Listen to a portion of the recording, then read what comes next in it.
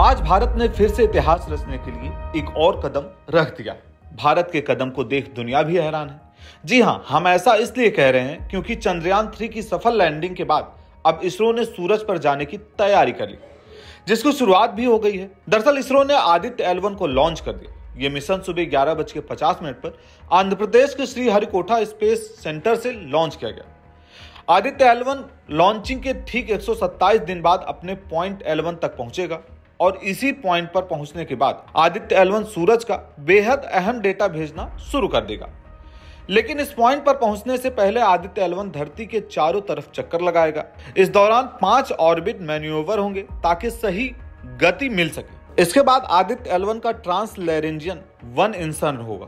फिर यहां से उसकी 109 दिन की यात्रा शुरू होगी। जैसे ही आदित्य L1 पर पहुंचेगा वो वहां पर एक ऑर्बिट मैन्यूवर करेगा ताकि L1 पॉइंट के चारों तरफ चक्कर लगा सके। आपको बताएं तो सूर्य के अध्ययन वाला ये पहला मिशन नहीं है। इसके पहले नासा और यूरोपियन स्पेस एजेंसी ESA ने भी इसी मकसद से सूर्य मिशन भेजे हैं। इसरो ने सूर्य की गतिविधि समझने के लिए आदित्य L1 मिशन को लॉन्च किया है।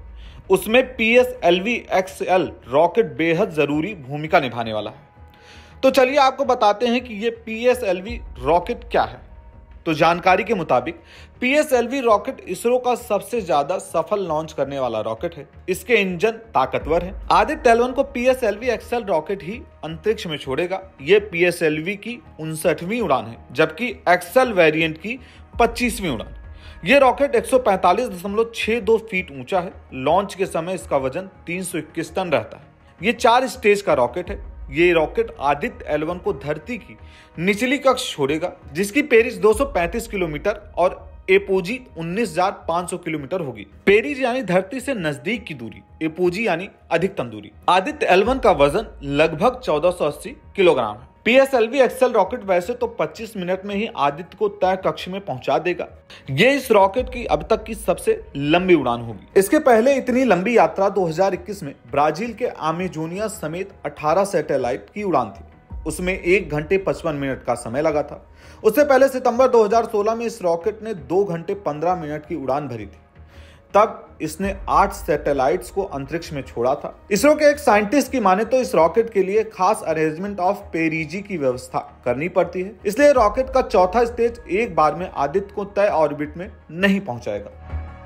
अब आपको बताते हैं कि आखिर आदित्य L1 से हमें क्या फायदा होगा, और दूसरी बात ये आदित्य हमें क्या क्या जानकारियां भेजेगा। आपको बताएं तो लैरेंज पॉइंट यानी L1 पर किसी यान को पहुंचाना कठिन है, लेकिन उससे फायदे ये हैं कि हम लगातार सूरज की तरफ बिना किसी बाधा के देख सकते हैं। ये एक हेलो ऑर्बिट होता है। इस जगह से इसरो को आदित्य L1 के सारा डेटा रियल टाइम मिलता रहेगा। इसरो लगातार सूर्य की वजह से बदलने वाले अंतरिक्ष के मौसम पर नजर रख पाएगा। लॉन्च के बाद 16 दिन तक आदित्य L1 धरती के चारों तरफ चक्कर लगाता रहेगा। इस दौरान 5 ऑर्बिट मैन्यूवर होंगे ताकि सही गति मिल सके। इसके बाद आदित्य L1 का ट्रांसलैरेंजियन 1 इंसर्न होगा। फिर यहां से शुरू होगी उसकी 109 दिन की यात्रा। आपको ये हमारी जानकारी कैसी लगी हमें कमेंट बॉक्स में जरूर बताएं, और ऐसी और खबरों के लिए न्यूज़ बुक से जुड़े रहें।